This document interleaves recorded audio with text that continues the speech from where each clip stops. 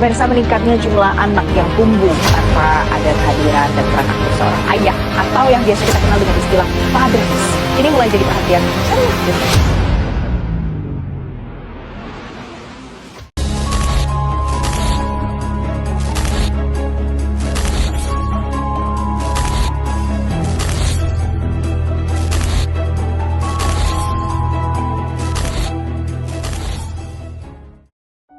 Di balik senyum anak-anak Indonesia, ada luka yang tidak terlihat. Kita sedang menghadapi fenomena fatherless. Anak yang tumbuh tanpa kehadiran peran ayah. Bukan hanya secara fisik, tetapi secara emosional. Mereka kehilangan teladan untuk disiplin, keberanian, dan pengelolaan emosi. Dan ketika ruang hati itu kosong, yang tumbuh bukan kekuatan, tetapi luka. Menurut teori attachment Bowlby, ketidakhadiran figur ayah membuat anak rentan cemas, sulit untuk mempercayai orang lain, dan sangat membutuhkan validasi. Banyak dari mereka yang kemudian mencari kekuatan di luar rumah. Ada yang menjadi korban, ada yang menjadi pelaku. Dari keluarga yang rapuh, lahirlah perilaku agresi. Dan salah satu wujudnya adalah bullying. Video bullying atau perundungan yang dilakukan oleh sejumlah remaja putri di bawah umur. Seorang siswi SMP di Kabupaten Minahasa Selatan dirundung oleh 3 siswi lainnya di ruangan kelas. Aksi perundungan terhadap remaja putri ini kembali terjadi, pemirsa, di Gresik, Jawa Timur, di mana korban ditendang kepalanya hingga diancam dibunuh oleh para pelaku perundungan. Orang siswa Madrasah Sanawi atau sekolah menengah di Kota Mobagut telah menjadi korban bully nonverbal atau penganiayaan sehingga meninggal dunia pada 8 Juni 2020 lalu. Bullying bukan terjadi begitu saja. Ia tumbuh dari pola asuh yang keras atau permisif, kurangnya kasih sayang, luka dari masa kecil, lingkungan sekolah yang longgar, dan dunia digital tanpa batas.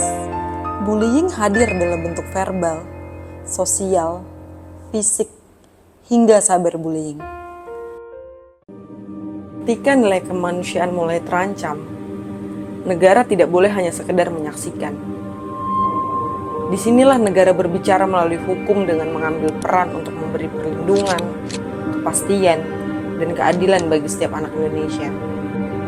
Pertama, pada ruang digital, Undang-Undang ITE Pasal 27 Ayat 1 dan Ayat 4 melarang setiap orang untuk melakukan penghinaan, pelecehan, maupun ancaman melalui media elektronik. Pelanggar atas ketentuan ini dapat dikenakan sanksi pidana dengan ancaman hingga 6 tahun penjara dan denda maksimal 1 miliar rupiah yang diatur dalam pasal 45 ayat 1. Untuk memberi perlindungan secara khusus kepada anak, Undang-Undang Perlindungan Anak pasal 76C dan pasal 80 menegaskan larangan keras terhadap tindak kekerasan fisik maupun psikis terhadap anak.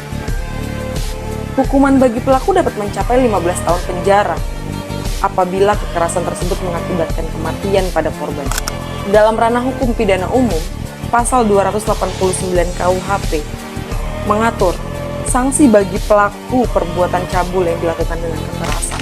Pasal 351 KUHP juga memberikan dasar hukum untuk penindakan terhadap tindak penganiayaan yang mengakibatkan luka-luka ataupun kematian. Ini bukti bahwa bullying, baik fisik, verbal, maupun digital, adalah kejahatan, bukan candaan. Sebagai calon ASN kejaksaan, saya tidak hanya memahami hukum, saya berkewajiban untuk menjadi pelopor pelindungan anak dan penegak nilai keadilan. Ketika keluarga gagal melindungi, sekolah harus hadir. Dan ketika sekolah kewalahan, masyarakat harus peduli. Dan ketika semua benteng rapuh, negara berdiri paling depan. Tugas kita bukan hanya menindak, tetapi mencegah, mendidik, dan memberi teladan moral. Kami, ASN dari Kejaksaan, hadir untuk melindungi, mendidik, dan menegakkan keadilan. Hentikan bullying, pulihkan keluarga. Bangun Indonesia dari cinta, bukan luka. Salam Adiaksa.